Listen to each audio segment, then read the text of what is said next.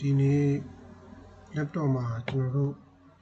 ဆိုင်ကနေအသစ်ဝယ်လာတဲ့အခါမှာပဲဖြစ်ဖြစ်ကိုယ့်ဟာနဲ့ကိုယ်ပေါ့နော်နောက်ပိုင်း laptop user name တွေ change နေတာဖြစ်ဖြစ် login ဝင်တဲ့အခါမှာ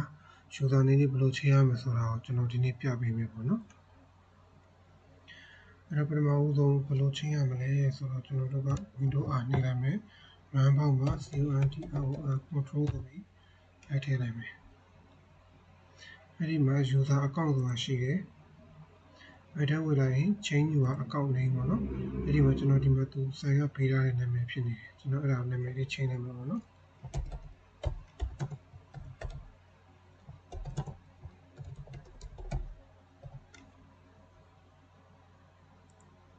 ချိန်နေဆိုရင်ဒီမှာနာမည်ချိန်သွားပြီအဲ့ဒါဆိုရင်ကွန်ပျူတာစဖွင့်တဲ့အခါမှာ login မှာလည်းသူ့ရဲ့နာမည်နဲ့မဟုတ်တော့ဘဲနဲ့ကိုထားခြင်းတဲ့နာမည်ကိုပေးခြင်းတဲ့နာမည်ကိုဒါချိန်ပြီးသားဖြစ်သွားလိမ့်မယ်ပေါ့နော်အဲ့လိုချိန်ပြီး restart တစ်ခေါက်ချလိုက်ပါအဲ့ဒါဆိုရင်တော့နာမည်ချိန်သွားပါလိမ့်မယ်နော်အဲ့ဒါကိုမှအခုတခါထပ်ပြီးတော့ password ခံခြင်းနဲ့ဆိုရင်ဘယ်လိုခံရမလဲဆိုရင်ကျွန်တော် password ခံတာလေးပြပေးမယ်နော် password ခံရဆိုရင် Windows key တစ်ချက်နှိပ်မယ် setting ကိုသွားမယ်အဲ့ဒီမှာကျွန်တော်တို့ account ဆိုတာရှိတယ်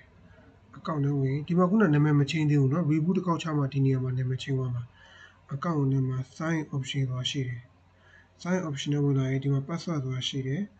ဘိန်းများလေးဆွဲချလိုက်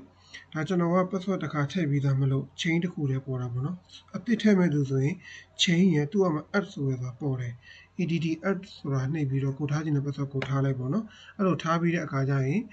တော့အဲ့လို add မပေါ်တော့ဘူးသူတို့ chain လို့ပဲပေါ်မှာ